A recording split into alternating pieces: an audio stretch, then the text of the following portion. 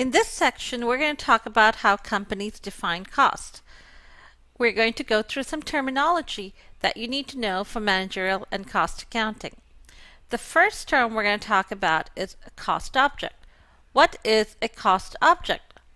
All a cost object is anything for which managers want to find a separate measurement of cost.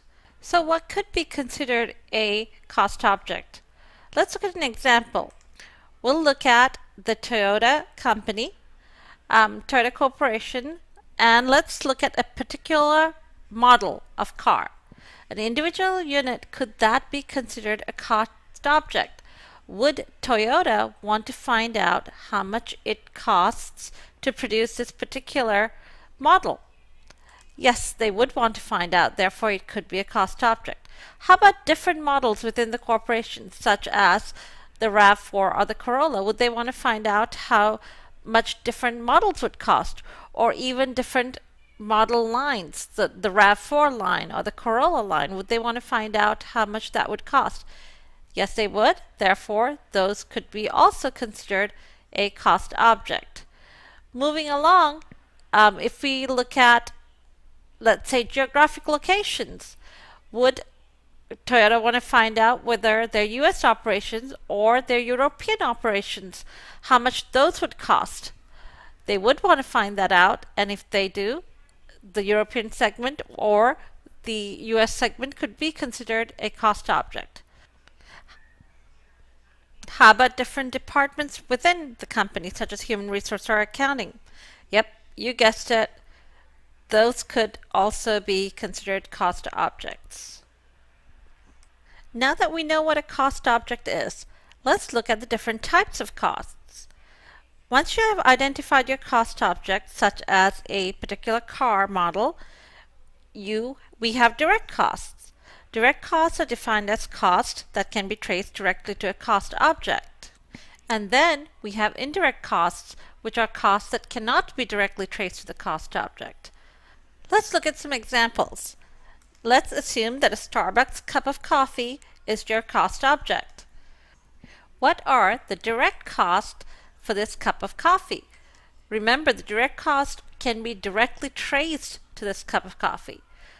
We can trace coffee beans, we can trace water, also cream, the sugar, the actual cup and lid, and also the salary of the employee that made and served you the coffee.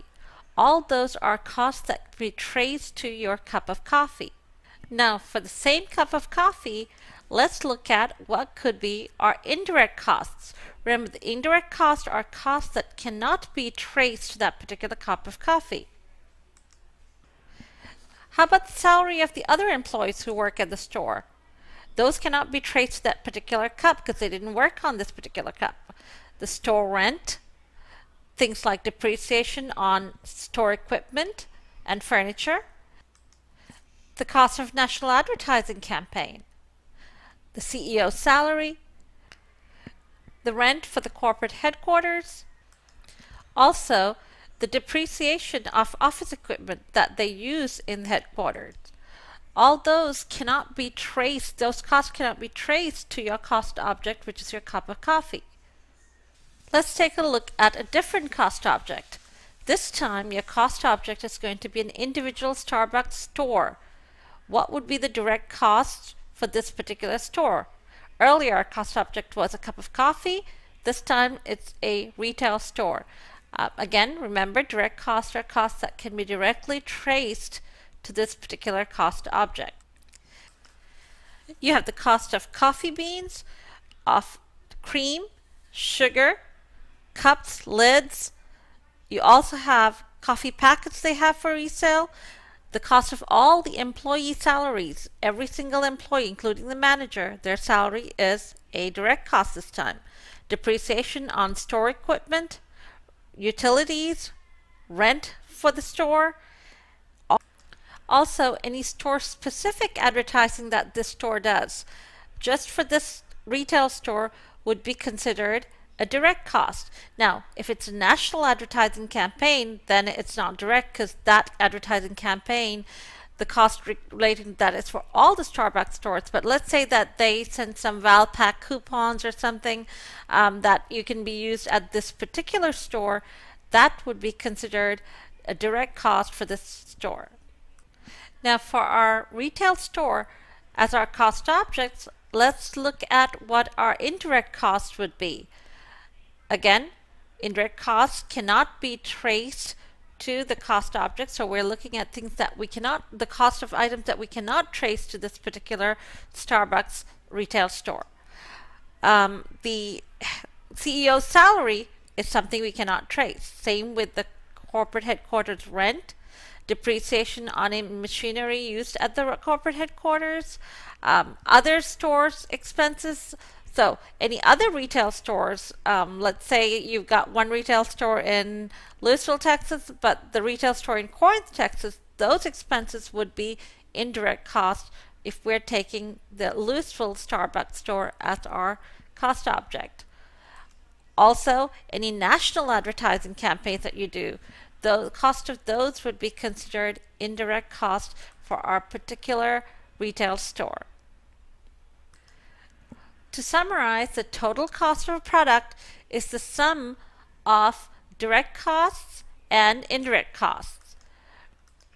Your direct costs can be traced to your cost object. However, your indirect costs cannot be traced to your cost object. So what we have to do is find a way to assign, or what we mean by assign is to attach these costs to your cost object. We say that we allocate, so you need to know the term allocate. We allocate the indirect cost to the cost object based on some criteria. We will learn about allocation later in the near future. So let's say you walked into Starbucks and bought a tall caramel ribbon crunch frappuccino for $3.95. You are paying for direct costs such as the coffee, the ice, the cup, the lid, and so on and so forth. Plus, you're also paying for that indirect costs such as the CEO's salary. That $3.95 you pay for that cup of frappuccino has all your direct costs, indirect costs, plus a markup. Markup is that profit Starbucks earns when they sell you that cup of coffee.